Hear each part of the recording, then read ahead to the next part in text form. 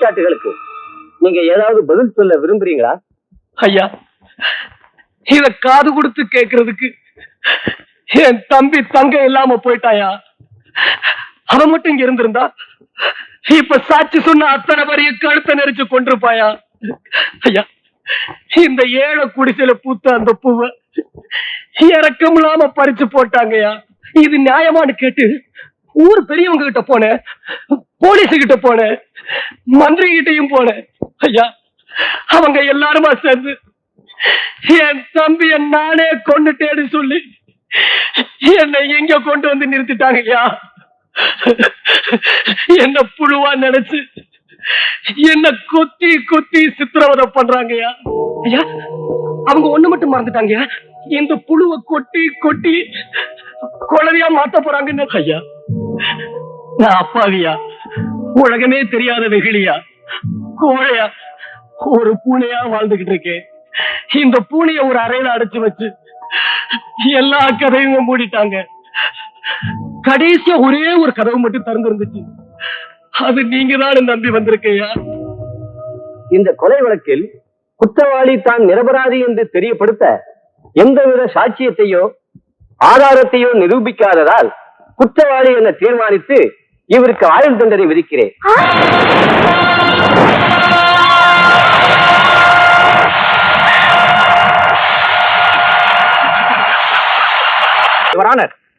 இந்த மாதிரி பயங்கரவாதிகளை பேச விடுறதே தவறு. அப்படி என்ன பேச போறாரு நமக்கு தெரிஞ்ச விஷயம் தான். அந்த 4 பேர் சமுதாய விரோதிங்க, அதனாலதான் அவங்க கொலை செஞ்சேன் அப்படின்னு தான் செஞ்ச ஒவ்வொரு கொலைக்கும் ஒரு காரணத்தை சொல்லி தான் செஞ்சது நியாயம் தானு வாதாட போறாரு. அப்படித்தானே? அரசாங்க வக்கீல் சொல்றத பார்த்தா அந்த 4 பேரும் குற்றவாளியை தான் அவரே ஒத்துக்கிறாரா? அவர் அப்படி சொல்லல. அந்த 4 பேரும் குற்றவாளியா இருந்தா கூட அவங்களுக்கு தண்டனை கொடுக்கக்கூடிய அதிகாரம் உங்களுக்கு இல்லைன்னு சொல்றாரு. அப்போ அந்த 4 பேருக்கும் தண்டனை கொடுக்க வேண்டியது யாரு சார்? யாரு? அதுக்கு சட்டம் இருக்கு, நீதிமன்றம் இருக்கு. இல்ல சார், உங்களால முடியாது. ஒரு கொலைகாரன் பணம் படைச்சவனா இருந்தா, பதவியில இருக்கிறவனா இருந்தா அவனை தண்டிக்கிற தைரியம் நிச்சயமா உங்களுக்கு இருக்காது. Don't talk like that. மன்னிக்கணும் சார், அந்த 4 குற்றவாளிகளையும் உயிரோட கொண்டு வந்து இங்க நிறுத்தி இருந்தா நீங்க தண்டனை கொடுத்திருப்பீங்களா? கொண்டு வந்து நிறுத்தினா மட்டும் போதாது, அவங்க குற்றவாளிகள் தான் நிரூபிச்சா கண்டிப்பா தண்டனை கொடுப்பேன். அந்த 4 பேரையும் நான் இங்க கொண்டு வந்து நிறுத்துறேன். அப்படின்னா அந்த 4 பேரும் உயிரோட தான் இருக்காங்க. அவங்க 4 பேரையும் நான் கடத்திக்கிட்டு போனது உண்மை, ஆனா கொலை செய்யல.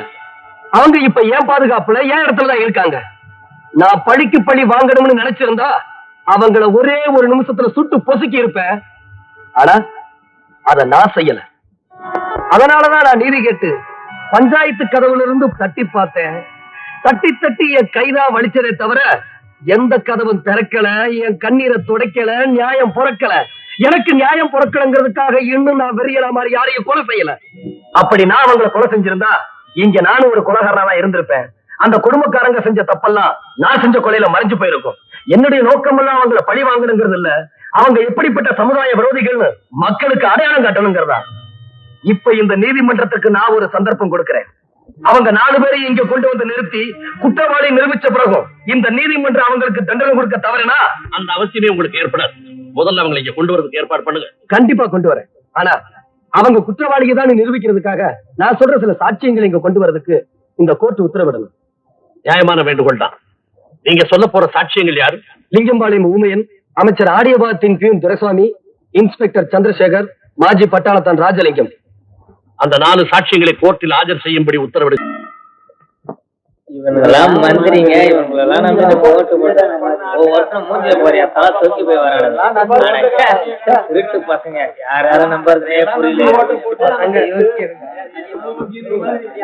நீதிபதி அவர்களே, நான் உங்ககிட்ட சொன்னபடி அந்த 4 பேரையும் சட்டத்துக்கிட்ட ஒப்படைச்சிட்டேன். இவங்க 4 பேரை கொண்டு வந்து ஒப்படைச்சதுக்காக ரொம்ப நன்றி. ஆனா இவங்க 4 பேர் குற்றவாளிகள் தான் எப்படி நிரூபிக்க போறீங்க? என் தாயை கொலை செஞ்ச பாவி எங்க ஊர் பஞ்சாயத்து தலைவர் பாண்டியராஜன். அந்த உண்மையை நீங்க தெரிஞ்சுக்க அவர்கிட்ட வேலை செஞ்சுக்கிட்டு இருந்த ஊமையனை விசாரிக்கும்படி நான் கேட்டுக்கிறேன். எஸ், ஊமையன் ஊமையன் ஊமையன். உன் பேர் என்ன? அவரு ஊமை, அவன் எங்க இருந்து பேச போறான்? Order order. நீதான் ஊமையனா? சொல்லுப்பா, நீ பிறவிலேயே ஊமையா? இல்லைங்க. நான் பிறவிலே ஊமை இல்லைங்க.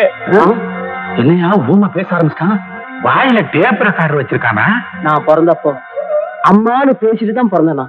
ஆனா நான் வளர வளர ஊமை ஆயிட்டேன். இல்லைங்க, இல்ல, என்ன ஊமை ஆக்கிட்டாங்க. என் பரம்பரையே அப்படித்தாங்க. நாங்க அடிமைங்க.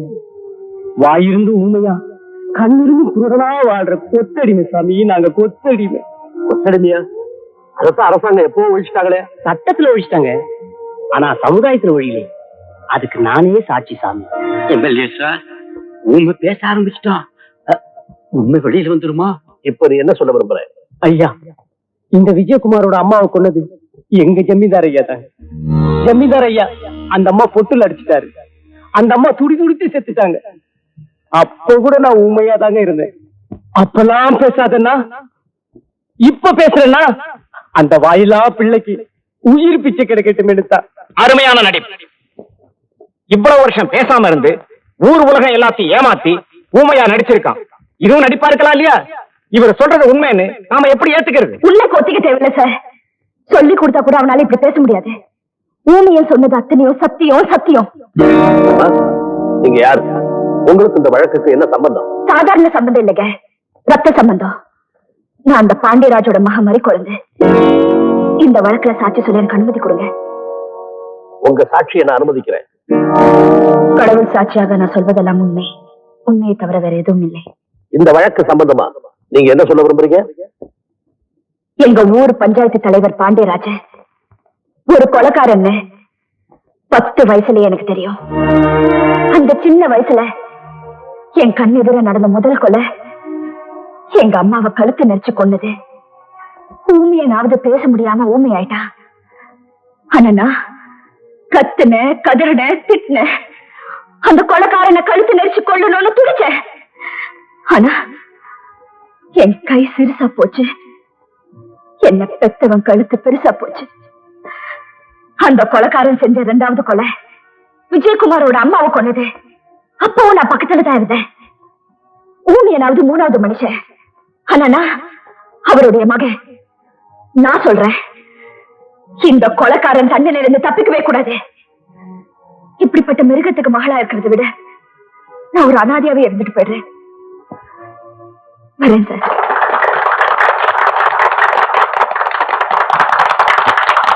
அமைச்சர் ஆடியபாலத்தின் பியூன் துரைசாமியை சாட்சி கூறுமாறு அழைக்கிறேன். சார், குறிப்பிட்ட சாட்சி ஊரில் இல்லை என்று 2 நாட்களுக்கு முன்பே பதிவாகி இருக்கிறது. எங்க இருக்கிறார் என்று தகவலே இல்லை. I see. நீதிபதி சார், கரெக்டா டைமுக்கு வந்துட்டேன். யார் மாதிரி? நான் தான் அமைச்சர் ஆடியபாதம் பியூன் துரைசாமிங்க.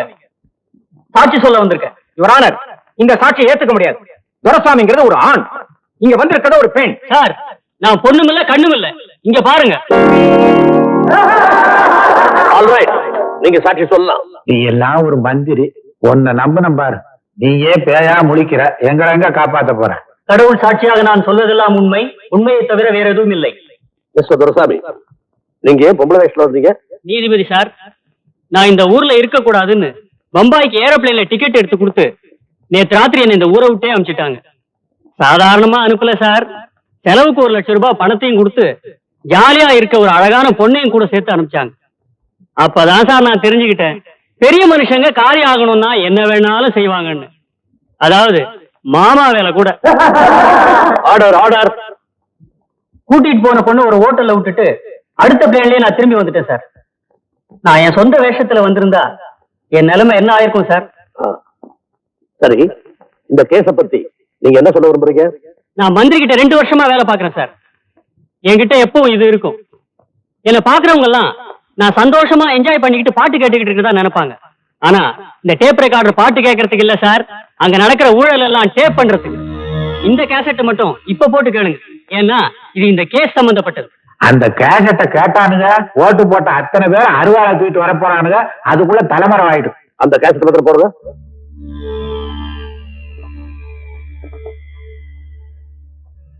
தம்பி, கிராமத்துல எல்லாரும் சௌக்கியமா? நாயுடு, நாய்க்கரு, மலர் எல்லாம் சௌக்கியம் தானே? அந்த மைனர் மாணிக்க என் தம்பி அநியாயமா கொண்டுட்டாயா? தம்பி, நீ சொல்றது நியாயமா தான் இருக்கு. அதே நேரத்துல என் நிலைமையை கொஞ்சம் நினைச்சுப்பாரு. அந்த லிங்கம்பாளையத்துல 50,000 ஓட்டு. அந்த 50,000 ஓட்டும் மைனர் மாணிக்கம் கையில இருக்கு. அவங்க தயவுலதான் நான் பதவியில இருக்கிறத நான் அவங்கள பகைச்சிக்கலாமா? நன்றியோட நடந்துக்கணும்ல. ஐயா, என் தம்பி உயிரே போச்சு. இது என் மான பிரச்சனையா? தம்பி, என் டைப்பே தனி. செத்து போன ஒரு ஓட்டுக்காக உயிரோட இருக்கிற 50,000 ஓட்டை நான் இழக்கலாமா? இது நியாயமா? தர்மமா? நீயே சொல்லு. சார், நான் பேச வேண்டியதெல்லாம் என் டேப் பேசிருச்சு. இந்நேரம் அந்த அமைச்சர் எப்படிப்பட்டவர் நீங்க தெரிஞ்சுட்டு இருப்பீங்க. இந்தாங்க சார் அவங்க கொடுத்த லஞ்ச பணம். நான் வரேன் சார். அடுத்தபடியா இன்ஸ்பெக்டர் சந்திரசேகர் அவர்களை சாட்சியாக விசாரிக்கும்படி கேட்டுக்கிறேன். கடவுள் சாட்சியாக நான் சொல்லுவதெல்லாம் சுத்தமான முழு பொய், பொய்யை தவிர வேறொன்றும் இல்லை. அப்படியெல்லாம் சொல்லக்கூடாது சார். கடவுள் சாட்சியாக நான் சொல்வதெல்லாம் உண்மை, உண்மை தவிர வேற ஒன்றும் இல்லை அப்படின்னு சொல்லணும். சார், நான் இங்க சொல்ல போறது என்னமோ பொய். அப்படி இருக்கும்போது கீதை மேல கையை வச்சு பொய் சொல்ல சொல்றீங்களா? இன்ஸ்பெக்டர், நீதிமன்றத்துல வந்து கூண்டுல ஏறிட்டா உண்மையை தவிர வேற எதுவும் பேசக்கூடாதுன்னு உங்களுக்கு தெரியாதா? நல்லா தெரியும் சார். ஆனா இப்ப நான் இங்க உண்மையை சொல்லிட்டா ஒரு அழகான 5 வயசு குழந்தையுடைய உயிர் போயிடுமே. அந்த குழந்தையுடைய உயிருக்கு நீங்க உத்தரவாதம் கொடுக்கறதா இருந்தா இங்க தைரியமா உண்மையை சொல்லிடுறேன். கொஞ்சம் புரியும்படியா சொல்லுங்க. சார், இன்னைக்கு நான் இங்க சொல்ல போற சாட்சி நியாயத்துக்கு சாதகமா இருக்க கூடாதுன்றதுக்காக நேற்று ராத்திரி சில குண்டர்கள் என் வீட்டுக்குள்ள நுழைஞ்சு என் ஒய்ஃப் கிட்ட டியூஷன் படிச்சுக்கிட்டு இருந்த ஒரு குழந்தைய என் குழந்தைய நினைச்சு தூக்கிட்டு போயிட்டாங்க. உண்மை என்னன்னா அந்த குழந்தை என் குழந்தை இல்ல சார், எங்க தொகுதி கவர்ச்சி எம்எல்ஏ கண்ணபிரானுடைய குழந்தை. அட பாவி, அவன் குழந்தைய தூக்கிட்டு நீ என் குழந்தைய தூக்கிட்டு வந்திய ஒண்ணு. சொல்லுங்க சார், அந்த எம்எல்ஏ குழந்தை என்ன ஆனாலும் பரவாயில்ல, உண்மையை சொல்லிட்டுமா? யோ போயா, அந்த ரவுடி பசங்க என் குழந்தை ஏதாவது பண்ண போறாங்க, முதல்ல போயா. அப்பா, அந்த குழந்தை உயிருக்கு எந்த ஆபத்து இல்லைன்னு தெரிஞ்சு போச்சு சார். இப்ப உண்மையை சொல்லிடுறேன் சார். போன ஜூலை மாசம் 3ஆம் தேதி இந்த விஜயகுமார் தான் தம்பியோட பணத்தை சுமந்துக்கிட்டு கண்ணீரின் கம்பளமா ஏ ஸ்டேஷனுக்கு வந்து என்கிட்ட தான் ரிப்போர்ட் கொடுத்தார். நான் தான் அந்த கேஸை புக் பண்ணேன். அப்ப திடீர்னு டிஎஸ்பி சார் சத்யநாதன் என் ஸ்டேஷனுக்கு வந்து அந்த ஃபைலை என்கிட்ட கொடுத்துரு, அந்த கேஸை நான் கவனிச்சுக்கிறேன்னு சொன்னேன். சார், ஏன் ஸ்டேஷனுக்கு வந்த கேஸை நான் தான் டீல் பண்ணணும் அப்படின்னு தெரியாதனமா சொல்லிட்டேன். அவ்வளவுதான். அடுத்த நாள் காலையில எனக்கு டிரான்ஸ்பர் ஆர்டர். இங்க இருந்து கீழக்கரைக்கு தூக்கி அடிச்சுட்டாங்க சார். மரியாதையா அந்த ஃபைலை அவர்கிட்ட ஒப்படைச்சிட்டு நான் கீழக்கரையில போய் விழுந்துட்டேன் சார். விழுகிறதுக்கு முன்னாடி எதுக்கும் பிரயோஜனப்படுமேன்னு சொல்லி அந்த எஃப்ஐஆர் போட்டோ காப்பி எடுத்தேன் சார். அதான் இது. இத பாத்தீங்கன்னா அந்த டிஎஸ்பியுடைய வண்டவாளம் புரிஞ்சுக்கோ. போலீஸ் டிபார்ட்மெண்ட் காவல்னு பேர் வச்சிருக்காங்க. ரொம்ப புனிதமான பேர் சார். மக்கள்லாம் நினைச்சிட்டு இருக்காங்க நாங்க உங்களை காப்பாத்துறதா. ஆனா நாங்க அதை செய்யறோமா சார்? எங்களை செய்ய விடுறாங்களா? இல்ல சார். சார், இந்த கோர்ட்டை நான் கேட்டுக்கிறேன். சட்டம் ஒழுங்கு காப்பாற்ற வேண்டியவங்க அதுல இருந்து தவறும் போது இந்த நீதிமன்றம் அவங்களுக்கு கடுமையான தண்டனை கொடுக்கணும் சார்.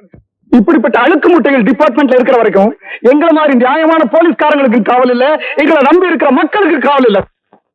நீதிபதி சார், எனக்கு தெரிஞ்ச உண்மையெல்லாம் உங்க முன்னாடி கொட்டிட்டேன். எனக்கு நல்லா தெரியும் நாளை காலையில் நான் உயிரோட இருக்க போறதில்லை. இந்த உண்மையெல்லாம் சொன்னதுக்காக இந்த பாவிங்க என்ன அடிச்சே கொண்டுடுவாங்க. அதுக்காக நான் பயப்படல சார். பயந்திருந்தா நான் இங்க வந்திருக்கவே மாட்டேன் சார். இன்னைக்கு காலையில ஒரு அழகான வெள்ளை புடவை எடுத்து பொண்டாட்டிக்கிட்ட கொடுத்துட்டு தான் சார் நான் கோர்ட்டுக்கே வந்தேன். சாகிறதுக்கு முன்னாடி ஒரு நல்ல காரியத்தை செஞ்சுட்டு சாவாமே. வணக்கம் சார். உனக்கு கீழே வேலை செஞ்ச சப் இன்ஸ்பெக்டர் உன்னை எதிர்த்து சாட்சி சொல்ல வந்துட்டான் பாரு. சப் இன்ஸ்பெக்டர் இல்லப்பா, என்கிட்ட சட்டி கழுவுறானே அவன் கூட அப்படிதான் சாட்சி சொல்லுவான். என் நேரம் அப்படி. நீதிபதி சார், நான் கூட்டிட்டு வந்த 4 பேர்ல 3 பேர் எப்படிப்பட்ட பயங்கரவாதிகள்னு உங்களுக்கு புரிஞ்சிருக்கும். கடைசியா என் தம்பியை நான் கொலை செய்யலைங்கிறதும் அந்த கொலைகாரன் யாருங்கிறத நிரூபிக்க வேண்டிய நிலைமையில நான் இருக்கிறேன். அந்த கொலையை கண்ணால பார்த்த ஒரே ஒரு சாட்சி எங்க ஊர்ல இருக்கிற பட்டாளத்தான் ராஜலிங்கம் அவர்களை விசாரிக்கும்படி கேட்டுக்கிறேன். நீதிபதி அவர்களே, பிறப்பு இறப்பு பதிவேட்டின்படி இவருடைய சாட்சி ராஜலிங்கம் அவர்கள் இறந்து விட்டார். என்னது? சாட்சி ராஜலிங்கம் இறந்துட்டாரா? நான் கொலைகாரன் தானா? நோ நோ நோ விஜய், நீ கொலைகாரம் இல்ல. உண்மை ஒருபோதும் சாகாது. அதனாலதான் நான் உயிரோட இருக்கேன். ஐயோ, எலெக்ஷன் டயத்துல தான் செத்தவன் ஓட்டுக்கு உயிர் வரும். இங்க என்னடா செத்தவன் கோர்ட்டுக்கே வந்துட்டானே. Your Honor, this is my identity card. உடனடியாக அவரை ஆஸ்பத்திரிக்கு அழைத்து செல்லுங்க. வாக்குமூலத்தை அங்கே போய் பதிவு செய்து கொள்ளலாம். வேண்டாம் சார், வேண்டாம் வேண்டாம். அறைக்குள்ள நான் வாக்குமூலம் கொடுக்க விரும்பல.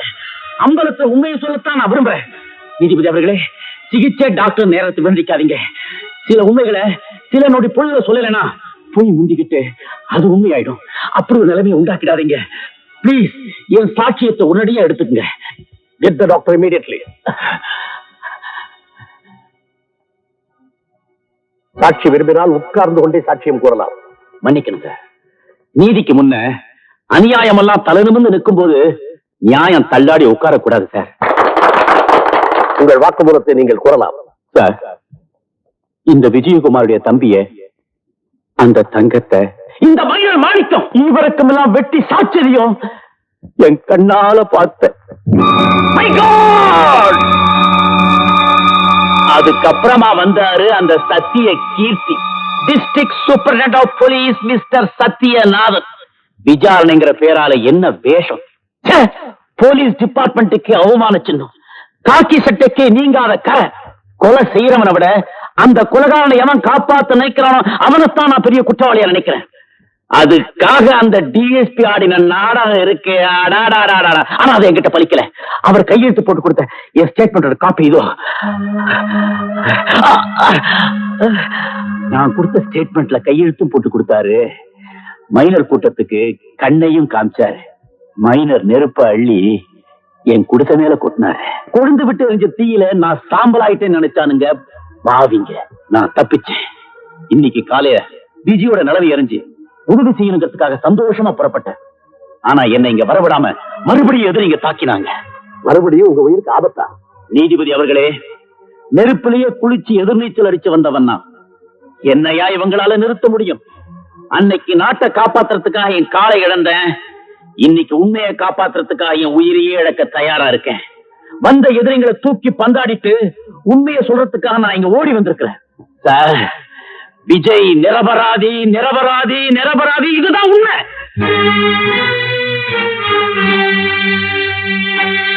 ஜெய் ஹிந்த்.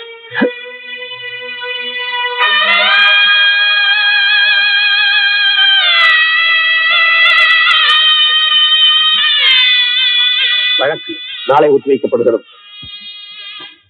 என்னுடைய இத்தனை வருஷ சர்வீஸ்ல இந்த மாதிரி ஒரு வழக்கை இப்பதான் நான் சந்திக்கிறேன். என் தாயை கொலை செய்துட்டான், எனக்கு நீதி கிடைக்கல. என் தங்கச்சியை கெடுத்துட்டான், எனக்கு நீதி கிடைக்கல. அதனால சட்டத்தை நானே கையில எடுத்துக்கிட்டு அவங்க எல்லாம் பழி வாங்கிட்டேன் அப்படின்னு சொல்லிக்கிட்டு இந்த நீதிமன்றத்துக்கு வர்றவங்களை தான் நான் பார்த்திருக்கேன். தவிர தன் தாயையும் தம்பியும் கொலை செய்தவங்களையும் அதுக்கு உடந்தை இறந்தவங்களையும் கோர்ட்ல கொண்டு வந்து நிறுத்தி இப்ப இவங்களுக்கு நீதி வழங்குறீங்களா இல்லையா அப்படின்னு கேட்கிற முதல் மனிதனை இப்பதான் நான் சந்திக்கிறேன். இந்த மனிதாபிமானத்தை நான் பாராட்டலன்னா நான் மனுஷத்தன்மை இல்லாதவன் ஆயிடுவேன். ஆகவே மிஸ்டர் விஜயகுமார், ஜெயில இருந்து தப்பிச்ச குற்றத்தை நீங்க செஞ்சிருந்தாலும் அதனால 4 சமூக விரோதிகளை பிடிச்சு கொண்டு வந்து இந்த கோர்ட்ல நிறுத்துறதுக்கு நீங்க காரணமா இருந்ததுனால உங்களை மன்னித்து விடுதலை செய்து தீர்ப்பு கூறுகிறேன். நீங்க 4 பேரும் உங்க மேல சாட்டப்பட்ட குற்றச்சாட்டுகளுக்கு என்ன பதில் சொல்ல போறீங்க? நாங்க எந்த பதிலும் சொல்றதா இல்ல. இன்னும் கொஞ்ச நேரத்துல நீங்க தான் எங்களுக்கு பதில் சொல்ல போறீங்க. இத ஐயாட்ட கொடுத்துருங்க. இந்தாங்க சார்.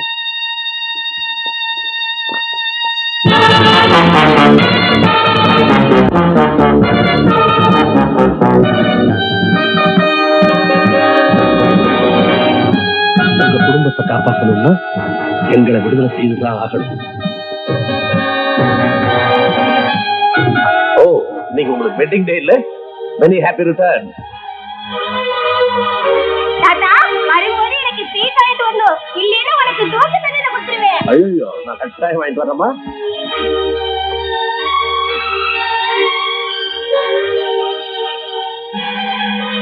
நீங்க ஆசீர்வாதம் பண்ணுங்கப்பா. தாத்தா, வரும்போது எனக்கு ஸ்வீட் வாங்கிட்டு வரணும். என்ன சார் தடுமாறுறீங்க? இந்த நீதிமன்றத்து தூண்கள்லாம் ஆடுற மாதிரி இருக்கா? எங்கெங்கயோ முயற்சி பண்ணி கடைசியில உங்க முடியிலே கை வச்சுட்டாங்களே. இந்த நீதி தேவதைக்கு சவால் விட்டாங்களே. இப்ப என்ன சார் செய்ய போறீங்க?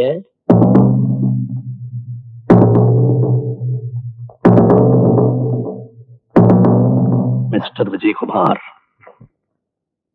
இந்த 4 சமூக விரோதிகளே, இந்த 4 தேச துரோகிகளே கோர்ட்ல கொண்டு வந்து நிறுத்தி அடையாளம் காட்டி அவங்களுக்கு தண்டனை கொடுங்கன்னு கேட்டிருக்கீங்க. கிராமத்திலிருந்து வந்திருக்கிற சாதாரண பிரஜையான உங்களுக்கே இந்த உணர்வு இருக்குமானா, நீதியை காக்க வேண்டியனா நீதிபதி ஸ்தானத்துல உட்கார்ந்துட்டு தடுமாறிட்டேன்னா நீதி தேவதையே என்ன மன்னிக்க மாட்டா. ஒரு நல்ல காரியத்தை சாதிக்கணும்னா ஒரு பெரிய இழப்புக்கு தயாரா இருக்கணும்னு பெரியவங்க சொல்லியிருக்காங்க. சத்திய சோதனை. அந்த பேரிழப்புக்கு இப்ப நான் தயாராயிட்டேன். என் குடும்பமே அழிஞ்சாலும் சரி, இந்த 4 தேச துரோகிகளுக்கு தூக்கு தண்டனையை விதிக்கிறேன்.